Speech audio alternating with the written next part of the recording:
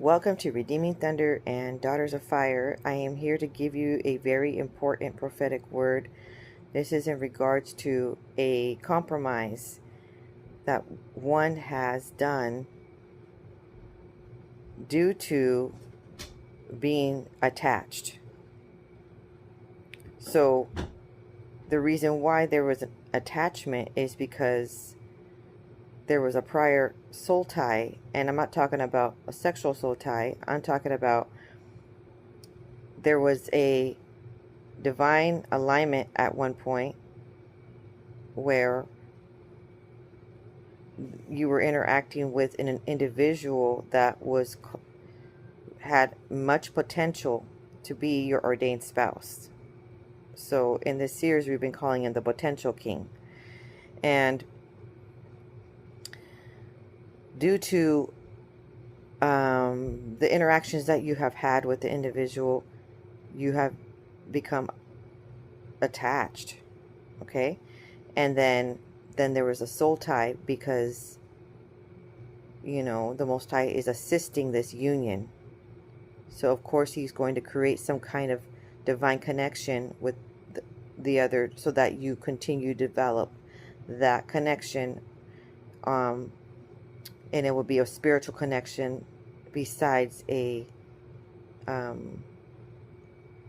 friendly union, okay? So if you watch chapter 78 part 3, which is very important, this is pretty much the sequel to it. This is chapter 78 part 4, given to me on 5/22/2026. And this goes hand in hand with chapter 78 part 3. So the Most High is stating to you, we go left. So when he uses the word we, he is actually saying he's going with you. He's including himself on this journey. He doesn't say you go left. He says we go left. Okay?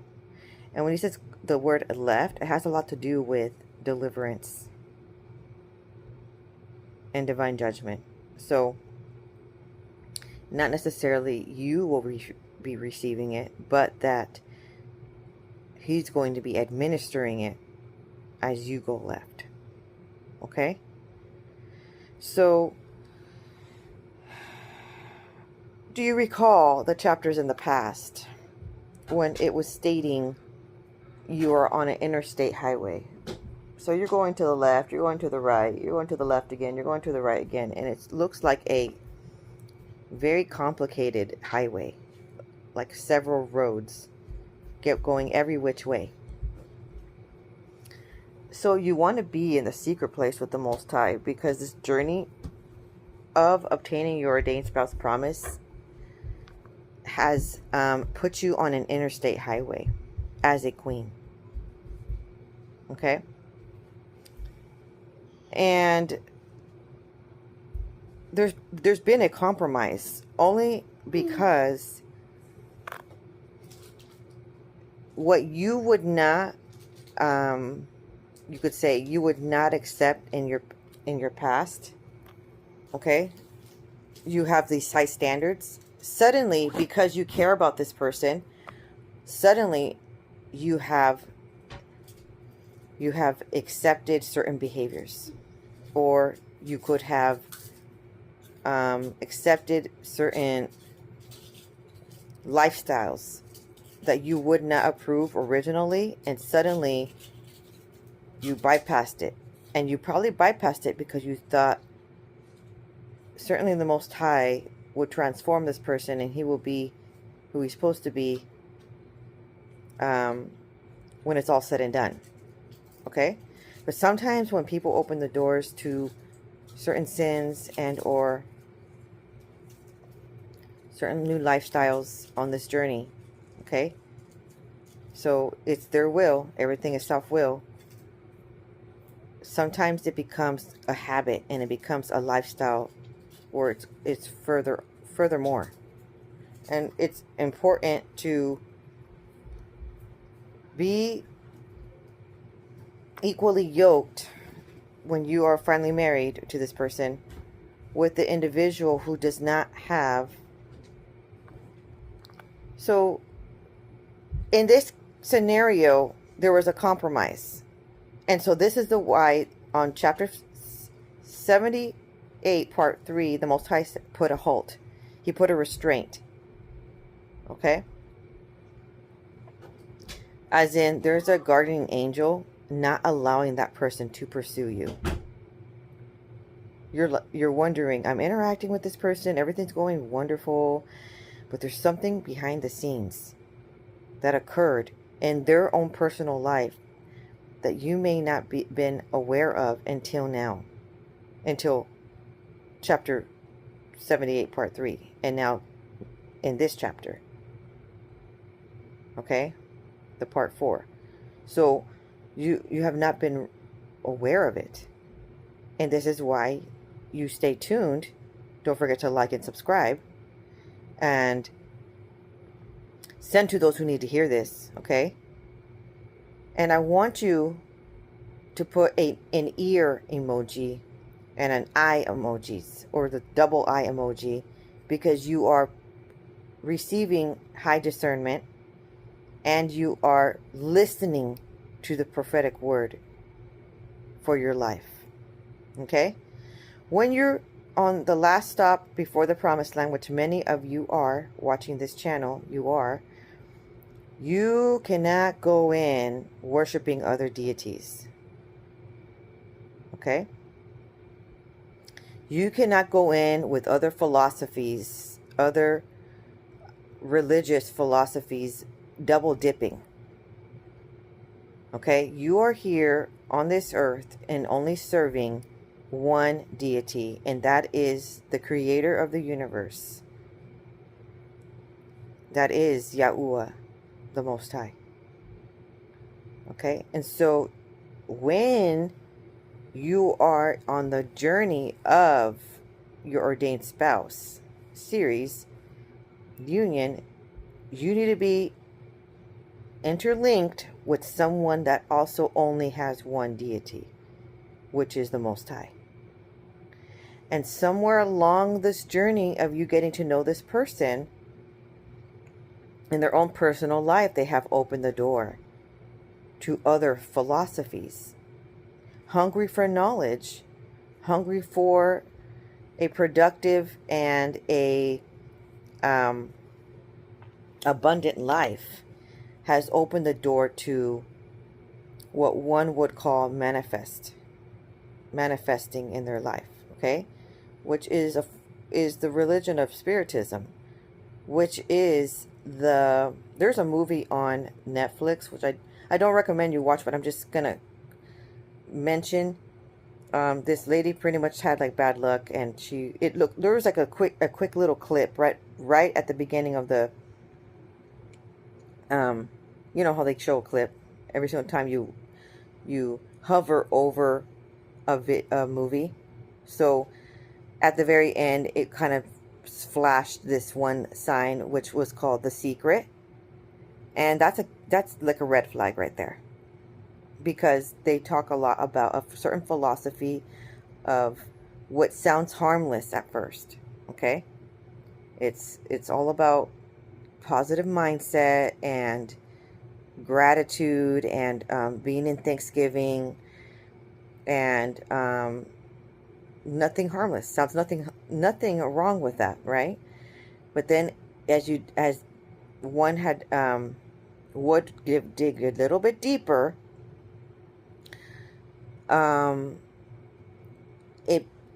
it starts to teach a different philosophy, which roots from Hermeticism philosophy, and that is where it all is basically shut down. The reason why I say this is when the Most High say we go left, he's basically shutting it down. Whatever connection you were working on, he is shutting it down. You know, and it's not because you were partaking in that. It's because you excused the behavior and the other individual's lifestyle of getting involved in that philosophy, and you excused it, and you were going to accept it in a sense because you weren't verbalizing your indifference about it, and you were just going to allow them you're just going to commingle, and felt like you guys were still going to be able to somehow be equally yoked while being unequally yoked in the belief of the deities. And that's just, I don't know about you, but that's just a lot of false hope right there. Okay? It's like building a house on the sand. So the Most High noticed that you, because you love that person,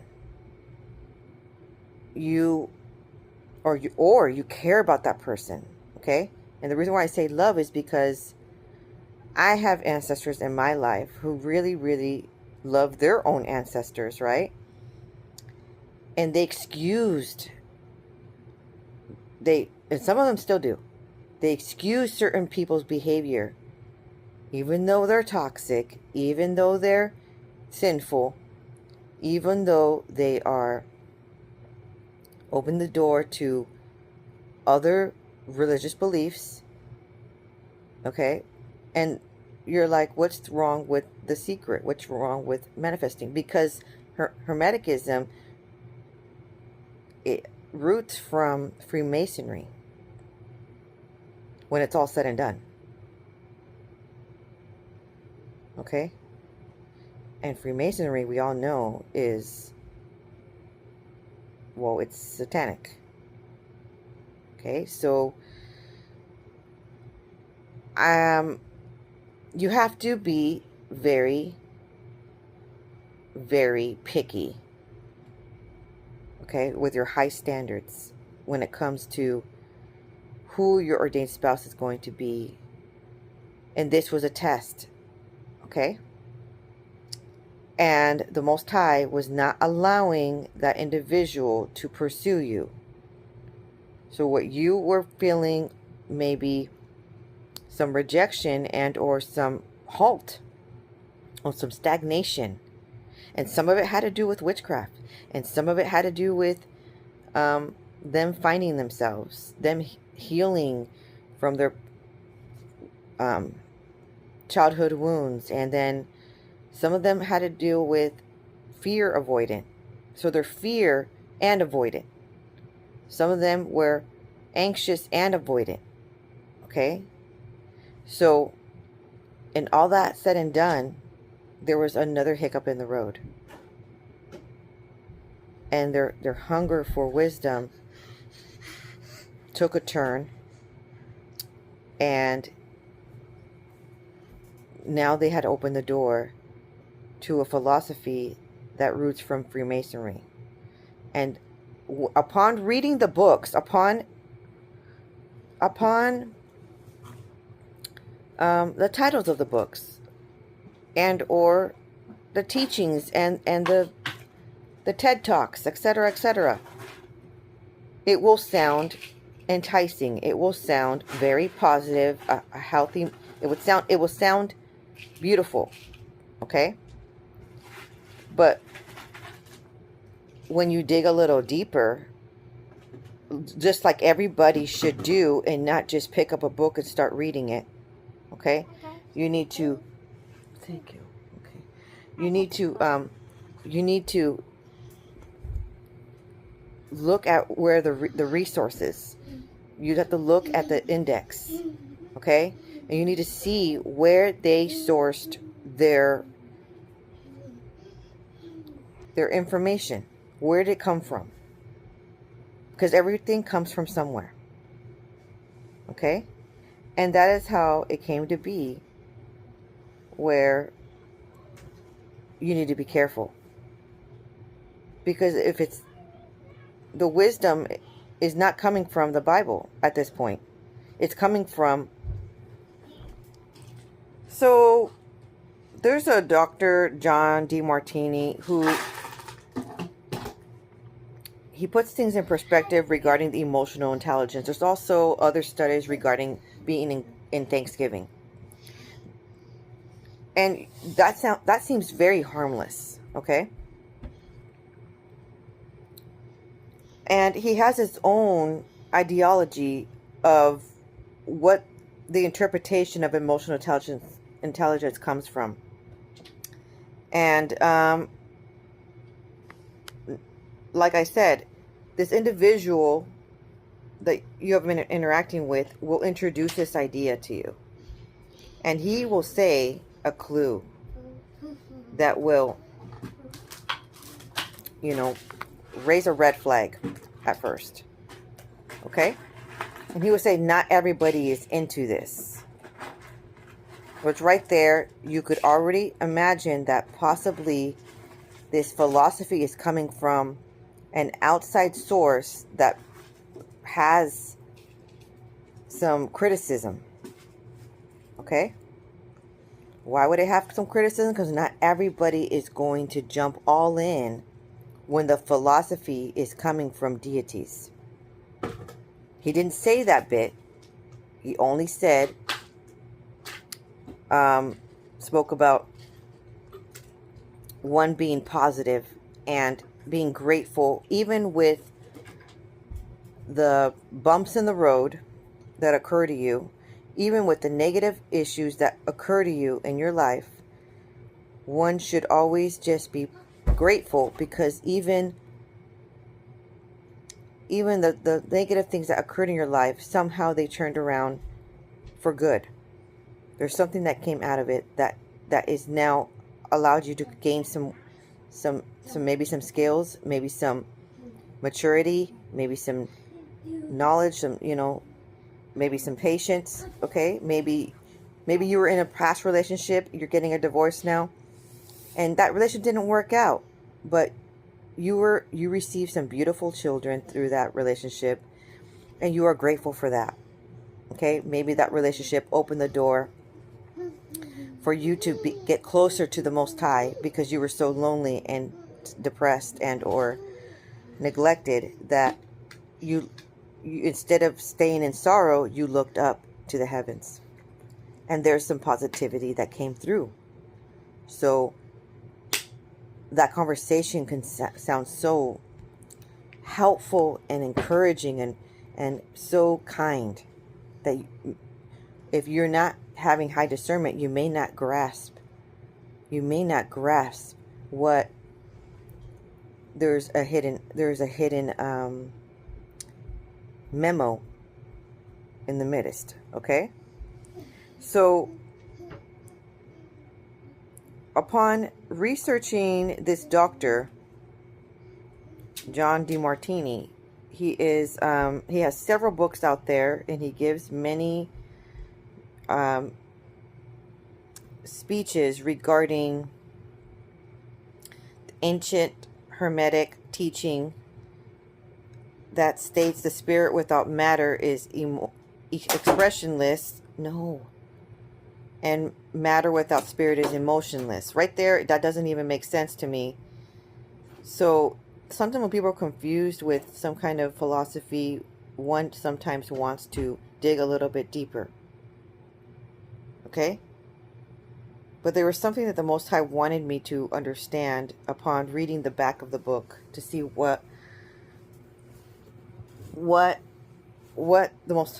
he was trying to reveal. Okay, so upon reading a little bit more, it says, matter itself deals with emotions, and spirit itself is unconditional love. Love is not just happiness. Love is attraction and repulsion. I like you, I dislike you. Emotions are either positive or negatively charged, such as happiness and sadness, elation and depression, infatuation and resentment. Still, that didn't make sense to me. To be honest, I had received this in May. It is now early August, and I don't even understand what all that is. Okay, but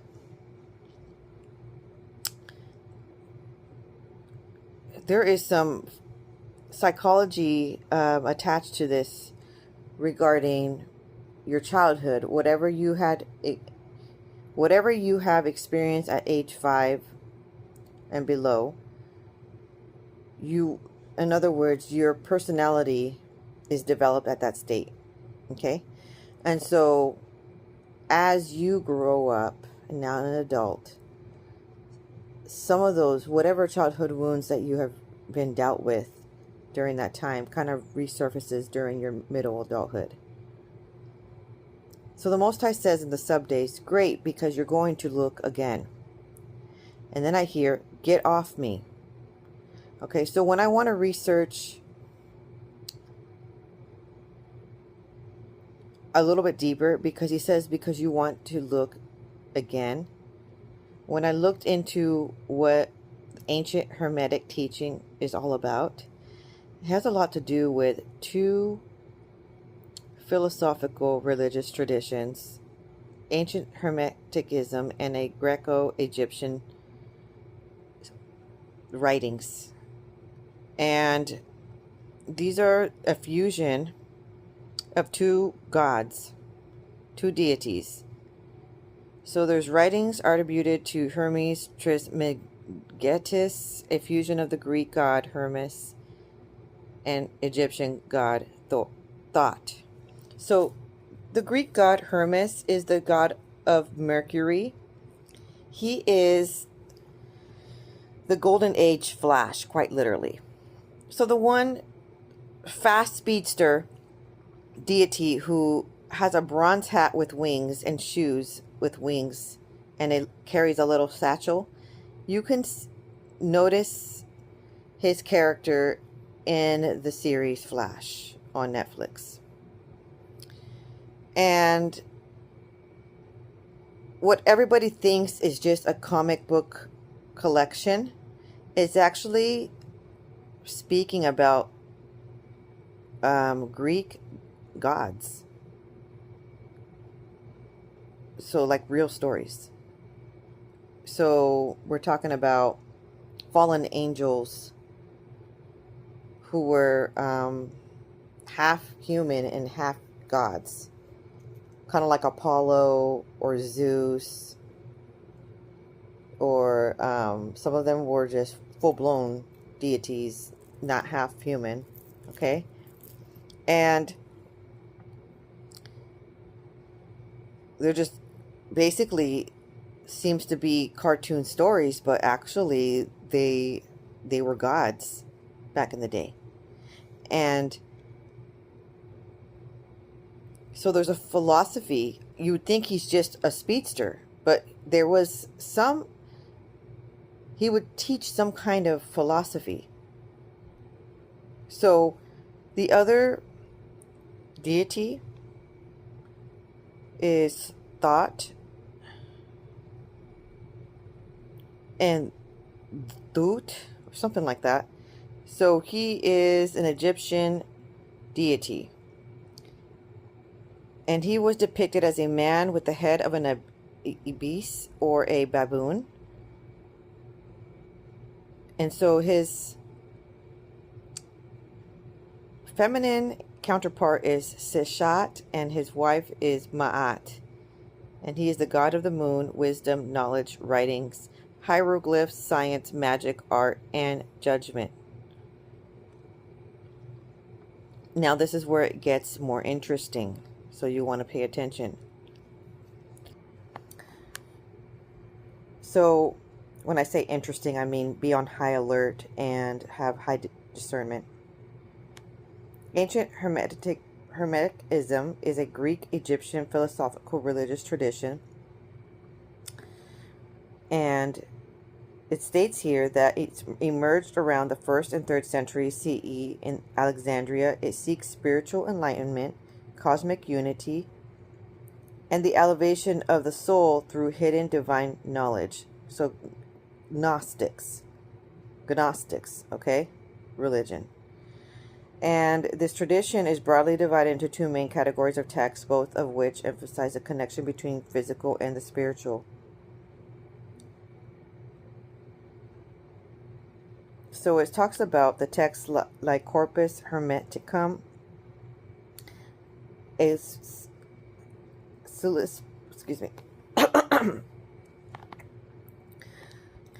focus on spiritual dialogues and nature of God and the creation of the cosmos and how the human soul can transcend the material world. The technical Hermetica texts that delve into practical occult sciences, including astrology, medicine, alchemy, and magic.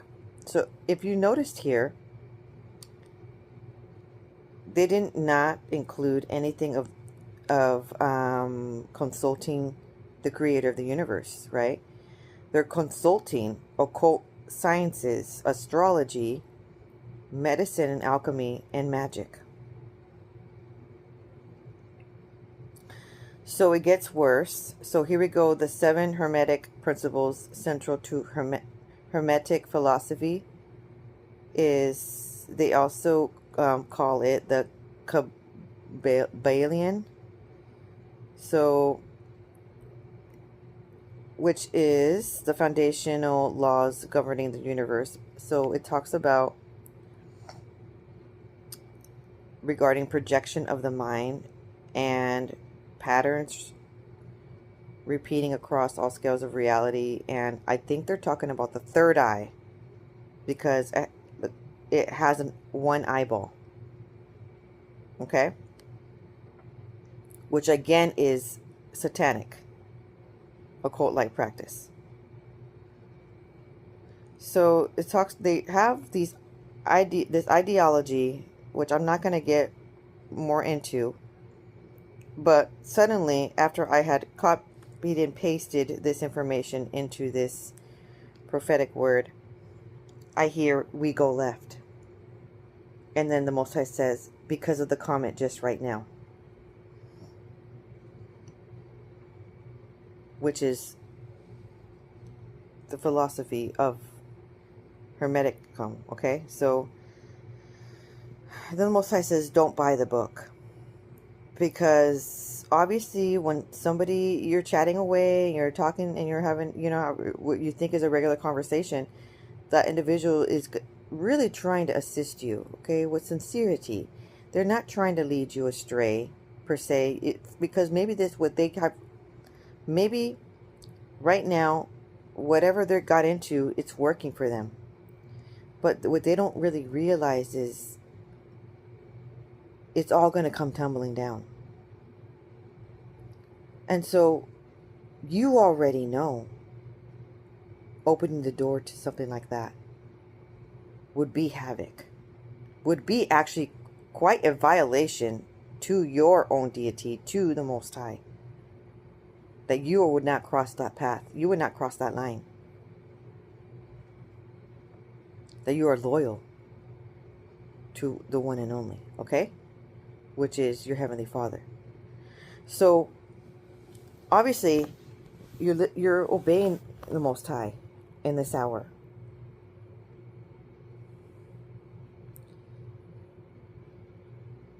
And what I want you to know is,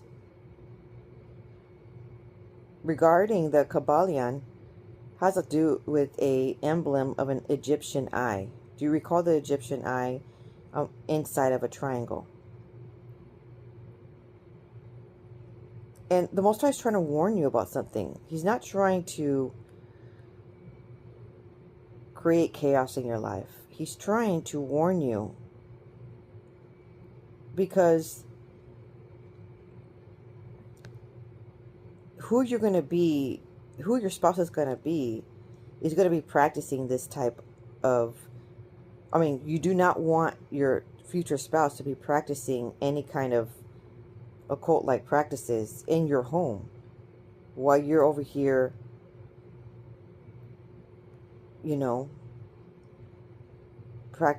you're over here worshiping the Most High. It's going to clash. So you want to make sure that amongst your home, who's going to the promised land are the ones who only have one deity. Okay? And this is hard to say. That's why I have to elaborate further how it sounds so distraught and absurd of this different religion, because it clashes so much. It clashes so much to what your beliefs are. So you can't continue with that development of that relationship. And many other people in your past, or even in your own family members of right now, have commingled, not even in a romantic relationship, but with family and friends, still commingle with others who practice different occult-like practices, witchcraft, and or even this philosophy here. And they think it's fine because they don't practice it. But what you don't realize is that when you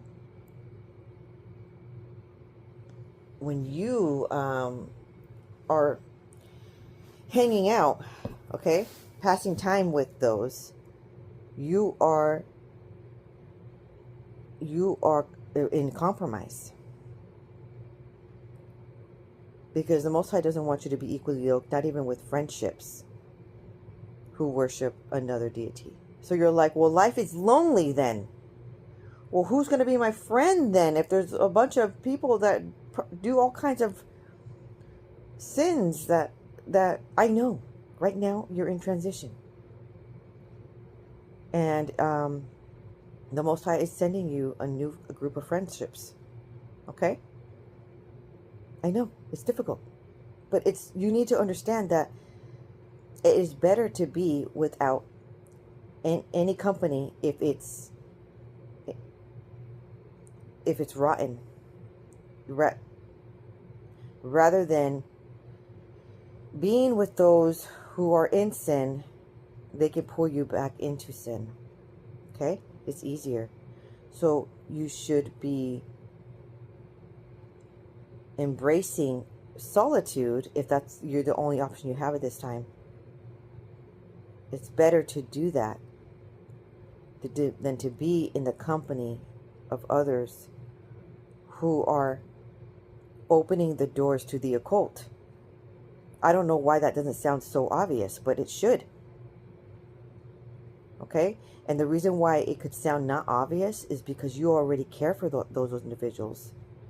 You really, really, really care so much.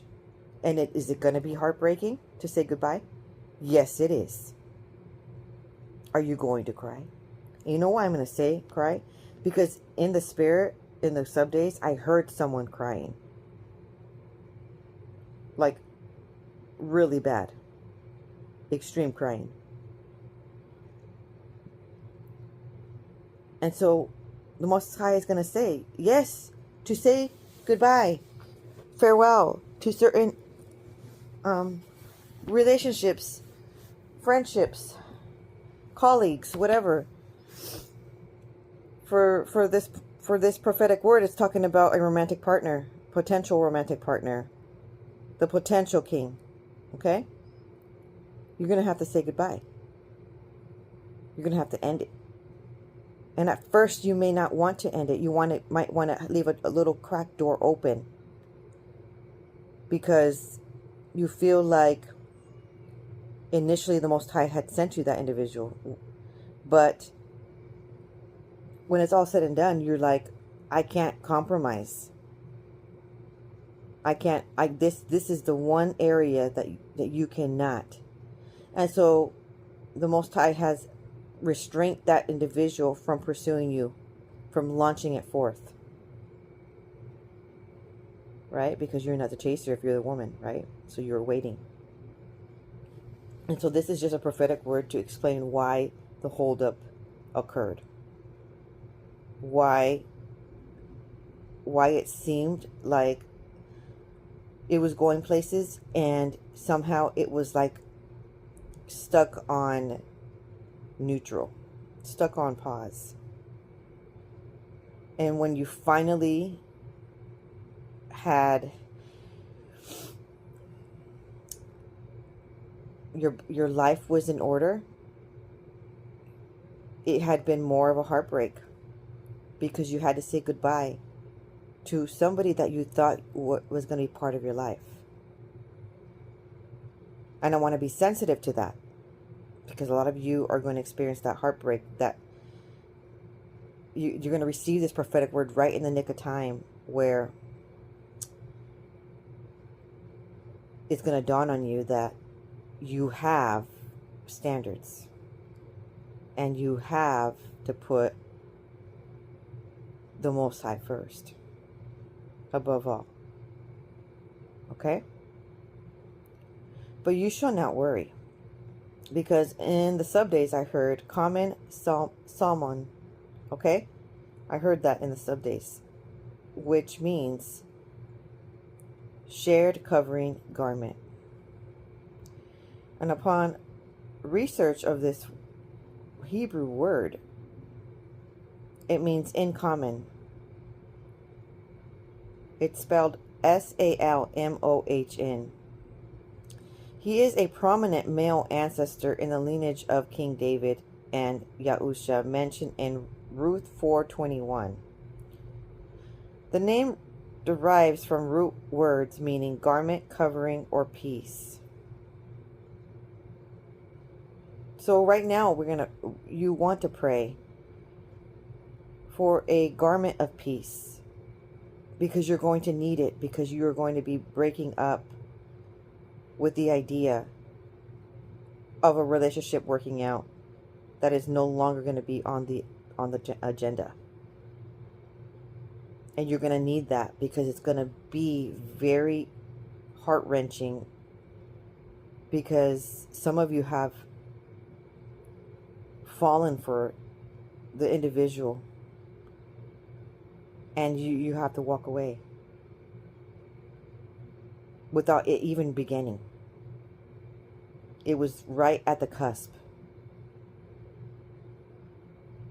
of beginning, and you're going to have to walk away. Okay? So now that verse states, it's linking the story of Ruth directly to King David. It reads, Solomon, the father of Boaz, Boaz, the father of Obed.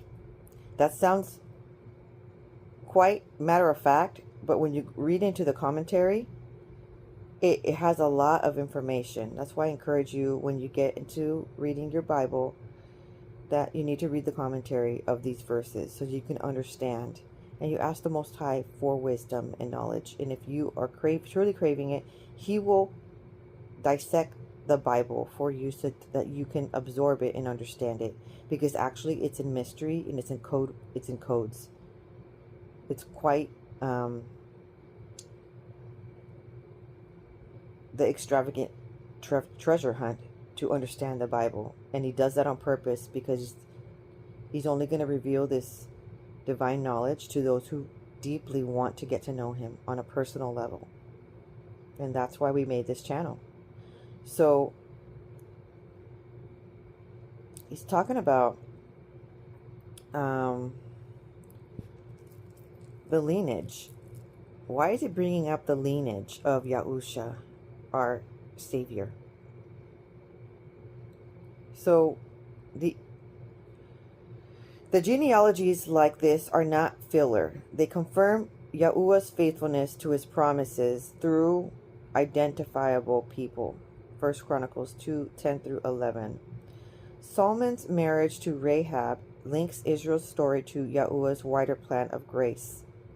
And this links the scriptures of Joshua 6:25 and Matthew 1:5.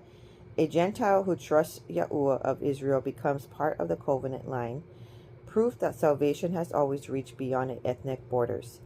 Every generation tells a story of covenant continuity. From Judah to Solomon, this is the lineage, Yahuwah preserves the scepter line promised in Genesis 49:10. This short clause reminds us that Yahuwah's purpose moves steadily forward even when centuries passed between major events. Boaz was the father of Obed. Boaz steps onto the scene in Ruth as a worthy man, Ruth 2:1, and a kinsman redeemer willing to act. So Ruth 3:10-13. It matters the willing to act. He may have had the willing to act, but something was restraining him. And on chapter 78, part 3, it expresses that an angel was restraining him from acting to chase you. And it was because he had opened this door of philosophical knowledge. Okay? So, Obed's birth, by fathering Obed, he carries the redemption of Ruth into the next generation. Obed's birth is celebrated by the woman of Bethlehem. A son has been born to Naomi. So that's Ruth 4:17. The child embodies restoration for Naomi and blessing for Ruth and covenant faithfulness for Israel. This phrase also positions Obed as grandfather to David, King David. Ruth 4:22, setting the stage for the king after Yahuwah's own heart, ultimately for the arrival of Yahusha. So Yahuwah weaves together ordinary obedience, Boaz's integrity, Ruth's loyalty into extraordinary outcomes. And so what's obvious here is that it matters who the wife is and it matters who the husband is on these kingdom marriages. Because you're raising these offspring. And the way when those who have these beliefs, they influence the children. Okay? And so your offspring need to be having only one deity as well. Okay? And so what's going on is people could be embracing you and trying to support you in your difficult time. Let's just say you shared a little bit that you're having a difficult time. And they may share what they do. Like just the other day, I went to a massage appointment. And I don't know, we were talking about de-stressing. And suddenly she starts to explain how to open up her third eye. Now, I really do not want to explain the stories that she stated. I didn't know she was talking about opening your third eye. She explained all of the steps of what to do first. That sounded so astronomically, absolutely ridiculous. I thought she was making up the story just to make me laugh at first, honestly. And then it just elaborated further and further on to more the just out of this world method. That's something that I would absolutely not ever do, not even if I didn't even know that it was a cult-like practice. I just would not ever do that. Maybe because I have integrity to myself. Okay, but it was like, she was a very sweet lady. She was very kind. I could tell she was trying to be caring. I could tell she wasn't trying to be, you know, what's it called? I could tell she wasn't trying to trick me into something. She used it on her own self. I know that the enemy was trying to have me open the door and trick me, but she was a vessel being used by the enemy to try to sway me away. Okay? I can't say it's a completely innocent situation in that moment. I could tell she was trying to help, but she's coming at that situation in a pagan-like manner. And when you are when you have high discernment, okay, that's why it's very important to ask the Heavenly Father for that. When you have strong beliefs and you know that it sounds kind of wacko, okay, you need to take a step back and you need to evaluate and not just absorb and accept everything that the world tells you to do. Okay? I'm serious. and you need to put a halt.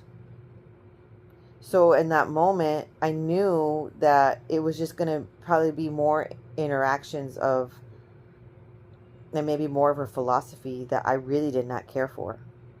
So I had switched clinics, so I no longer go there, because it was just going to be uncomfortable and a waste of time, especially if that person's touching your body while they're massaging you and they have a completely different belief system than you do, right?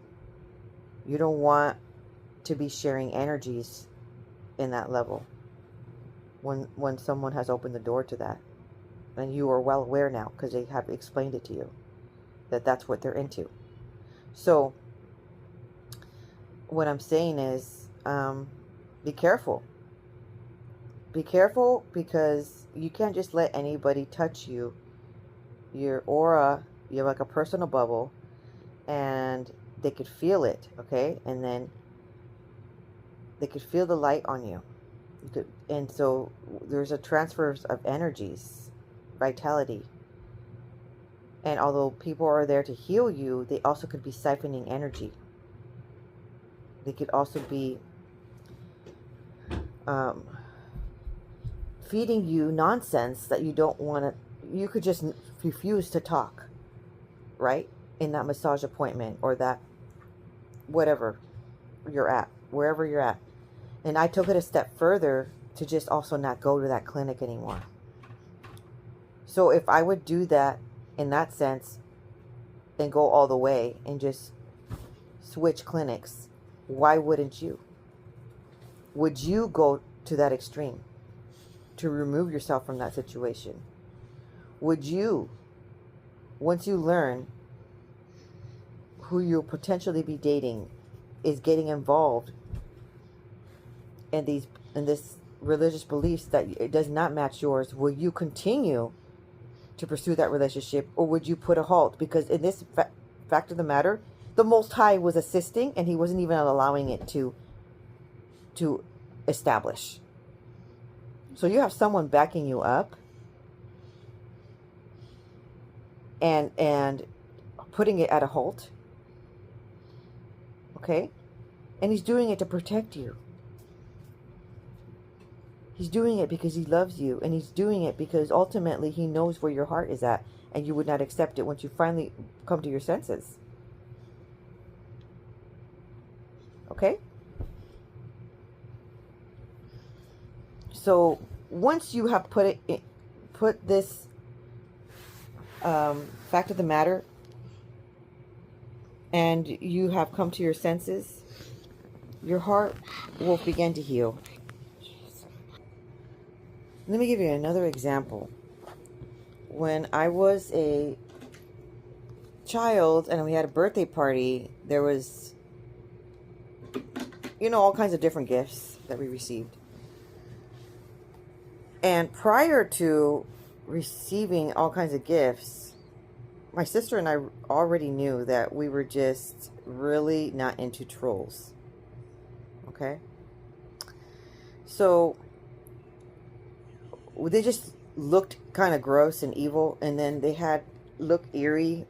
It had an eerie vibe to them, and it looked kind of like little demonic toys. Okay, so they look kind of ugly, like it's not really something that we were into. But anyways, one of the toys that we received happened to be these trolls, and we were kind of shook in that moment, like felt awkward, like, ooh, we want to be grateful, but at the same time, we didn't want the toy. Well, the party's said and done, and days go by, and so we're just playing with the toys that we got, except for that one was still sitting on the counter. And the idea was to just immediately throw it away because we don't want it, right? But one day we're just like, what harm is it? Why are we so afraid of these little toys? They're just ugly. And they got some tall, fuzzy hair, and I don't know. So we happened to open up the box. And so we had trying to like the toy, trying to compromise, I guess, for the sake of being grateful for the gift and not allowing fear to dictate us. And what we thought was fear trying to dictate us was actually discernment. Okay? Was actually discernment. So what I'm trying to say to you here is, during this time frame, you may have received a lot of anxiety prior to interacting to this individual. You may have been receiving a lot of other doors closing around this individual that you've been interacting with, and some animosity towards, not towards him giving to you, but others making it very difficult for you to interact. Okay? And there might just be an aura in the building where you guys are in, the proximity area where you guys are in, okay? Where it just feels like unnecessary anxiety. And maybe what you call anxiety, nervousness, because maybe you might feel like you have butterflies for the person, may be a discernment of warning. Something holding you back. Okay? That's why I want you to pay attention to that feeling. Like a sixth sense. You want to pay attention, because that's typically how the Most High speaks to you. He speaks to you not always through a voice that you can hear, audible voice. He speaks to you through unctions, through a strong feeling, through intuition. Okay? Anyways, let me continue on with the story of the trolls. So we had put the trolls on the dresser. And I think it was my sister's room. We left, and hours later we came back to the room, just hanging out.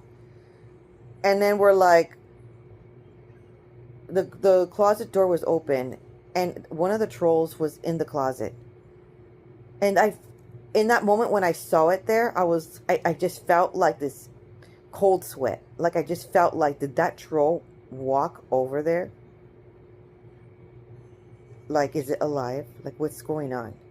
I felt like really frightened, and I felt a dread, okay? Like my worst fear was happening. That's why I didn't like trolls, because I thought that they could move on their own. Okay, and so my sister was there, and I asked, did you put this troll in the closet? She's like, no, I didn't. Remember, we were both downstairs, and we both came upstairs at the same time. And so, like, it was during summertime, and like, my mom wasn't there all day, okay, because she was at work. But my grandma was there, and she was downstairs, and she didn't want to touch those trolls to begin with. So she didn't go upstairs. She was downstairs the whole time while we were downstairs and outside.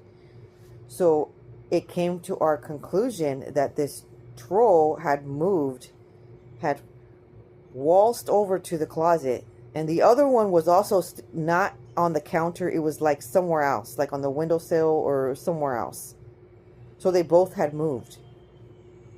And we're like, what the heck? And we grabbed them, and we put them in a bag, and we threw them in the trash and the dumpster outside immediately. Okay? Because we're like, we should have, it kind of made us feel dumb in that moment, because it felt like we should have went with our intuition. We should have just thrown it out and had integrity. Do you know what I mean?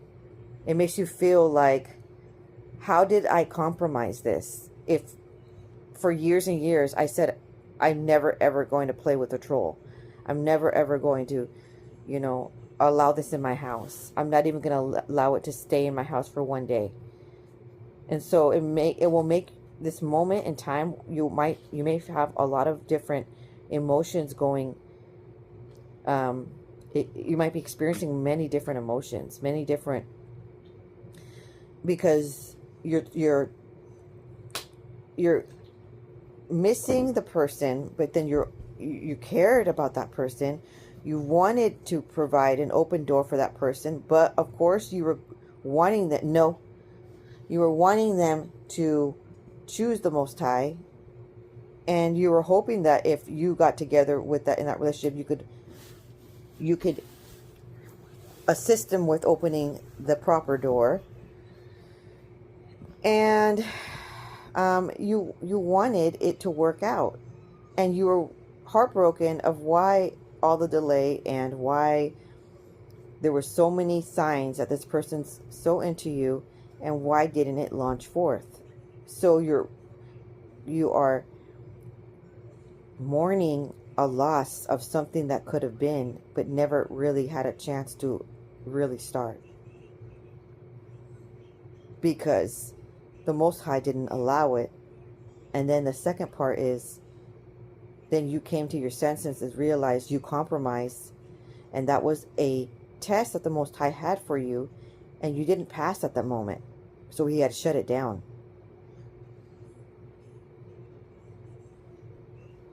But good news is, once you realize and that you put up your standards and you close that door, the Most High has a reward for you. He has a reward for you. He has a huge surprise. So stay tuned for the following chapters, because it's going to magnificently surprise you. And the Most High always has a plan. Shalom.